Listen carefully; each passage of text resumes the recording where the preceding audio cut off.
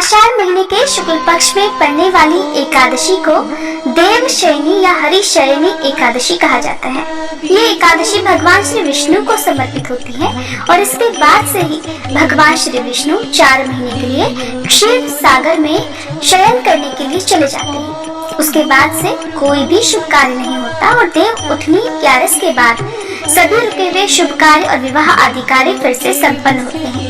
ऐसे में इस साल देवशयनी एकादशी कब मनाई जाएगी, व्रत का पालन कब किया जाएगा और देवशयनी एकादशी का महत्व क्या होता है और किस प्रकार से इस दिन पूजा करनी चाहिए, ये आज के इस वीडियो में आप जानेंगे। देवशयनी एकादशी इसलिए भी महत्वपूर्ण है क्योंकि इस दिन से भगवान विष्णु भगवान शिव को 4 महीने तक सृष्टि के संचालन का कार्यभार सौंप कर योग निद्रा में चले जाते हैं।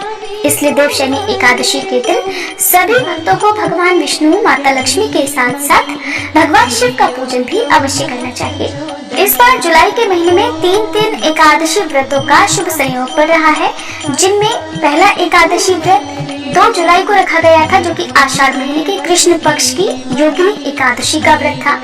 अब इस बार उदय तिथि के अनुसार 17 जुलाई को आषाढ़ शुक्ल पक्ष की देवशयनी एकादशी का उपवास रखा जाएगा और 31 जुलाई को सावन महीने के कृष्ण पक्ष की कामिका एकादशी का व्रत रहेगा। इस दिन भगवान विष्णु की विधि विधान से पूजा करके एक खास मंत्र का जाप करके भगवान विष्णु को शयन कराया जाता है। मंत्र है सुप्ते त्वयि जगन्नाथ जगत सुप्तम भवेदिदं विबुद्धे त्वयि बुद्धम च जगत सर्वम चराचरम। अर्थात हे प्रभु, आपके जागने से पूरी सृष्टि जग जाती है और आपके सोने से पूरी सृष्टि चर और अचर सो जाते हैं। प्रभु, आपकी ही कृपा से ये सृष्टि सोती और जागती है।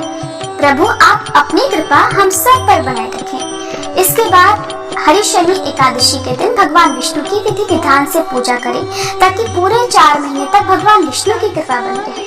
इसके लिए देवशयनी एकादशी के दिन एक चौकी पर लाल या पीला वस्त्र बिछाकर भगवान विष्णु की मूर्ति या तस्वीर रखकर दीप जलाएं। उन्हें पीले वस्त्र जरूर अर्पित करें। पीली वस्तुओं का भोग लगाएं।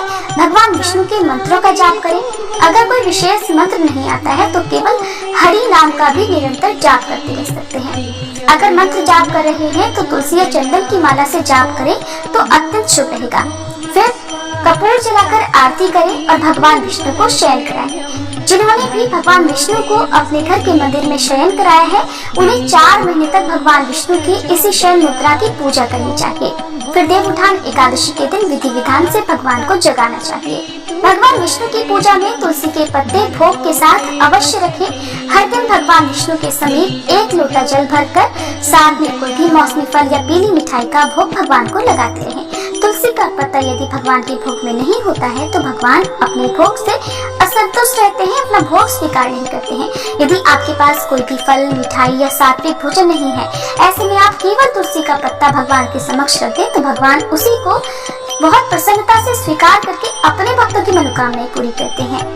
इस बार एकादशी की तिथि 16 जुलाई मंगलवार की रात 8:35 से शुरू होगी और 17 जुलाई बुधवार की रात 9:03 पर एकादशी की तिथि समाप्त होगी। इसलिए उदय तिथि के अनुसार इस बार 17 जुलाई बुधवार को ही देवशयनी एकादशी का व्रत रहेगा।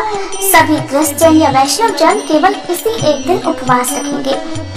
दशमी तिथि के नियमों का पालन 16 जुलाई को करते हुए तुलसी के पत्ते भी दशमी तिथि को ही तोड़कर रख लेने चाहिए। 17 जुलाई बुधवार को सूर्योदय सुबह 5:55 पर होगा। सूर्यास्त शाम 7:10 पर होगा। ब्रह्म मुहूर्त सुबह 4:18 से 5:06 तक रहेगा। इस दिन कुछ शुभ योग भी बन रहे हैं। अमृत काल दोपहर 4:23 से 6:03 तक रहेगा। शुभ योग सुबह 7:04 तक रहेगा और बाद में शुक्ल योग प्रारंभ हो जाएगा। राहु काल दोपहर 12 बजे से 1:30 बजे तक रहेगा। तो देवशयनी एकादशी के दिन 4 शुभ योग बन रहे हैं। देवशयनी एकादशी के दिन सर्वार्थ सिद्धि योग, अमृत सिद्धि योग, शुभ योग और शुक्ल योग बन रहे हैं। ये सभी योग पूजा पाठ करने के लिए या शुभ कार्यों को करने के लिए बहुत ही अच्छे माने जाते हैं। व्रत के दिन अनुराधा नक्षत्र और पारण वाले दिन ज्येष्ठ नक्षत्र भी रहेगा। 17 जुलाई से ही चातुर्मास प्रारंभ हो जाएगा। चातुर्मास का जो महीना होता है वो पूजा पाठ करने के लिए बहुत ही शुभ माना जाता है। द्वादशी तिथि प्रारंभ होगी 17 जुलाई बुधवार की रात 9:04 से। इसी के साथ हरिवासर का समय भी शुरू हो जाएगा और 18 जुलाई गुरुवार की रात 8:44 पर द्वादशी तिथि की समाप्ति होगी। द्वादशी तिथि के दिन यानी 18 जुलाई गुरुवार को सूर्योदय सुबह 5:55 पर होगा। सूर्यास्त शाम 7:10 पर होगा। ब्रह्म मुहूर्त सुबह 4:19 से 5:07 तक रहेगा। राहु काल दोपहर 1:30 बजे से 3 बजे तक रहेगा। द्वादशी तिथि की पूजा आप ब्रह्म मुहूर्त में कर सकते हैं, लेकिन जो हरिवासर का समय होता है उसके बाद ही व्रत खोला जाता है। तो 18 जुलाई गुरुवार को सुबह 3 बजे तक हरिवासर का समय समाप्त हो जाएगा, क्योंकि मान्यताओं के अनुसार हरिवासर के समय एकादशी का व्रत नहीं खोला जाता है। हमेशा सूर्योदय के बाद ही एकादशी का व्रत खोलना चाहिए। एकादशी व्रत खोलने से पहले आप भगवान विष्णु का विधि विधान से पूजन करें और अपनी सामर्थ्य के अनुसार दान दक्षिणा किसी योग्य व्यक्ति को दें। गुरुवार के दिन सुबह 5:55 से 8:50 के बीच में आप अपने एकादशी व्रत का पारण कर सकते हैं, यानी कि उपवास खोल सकते हैं। उपवास हमेशा तुलसी पत्र और जल से खोलना चाहिए।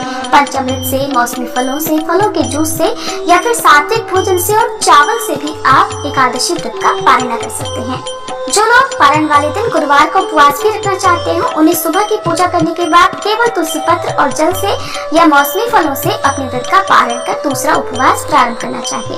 ये थी आज की वीडियो। उम्मीद है जानकारी आपको पसंद आई होगी।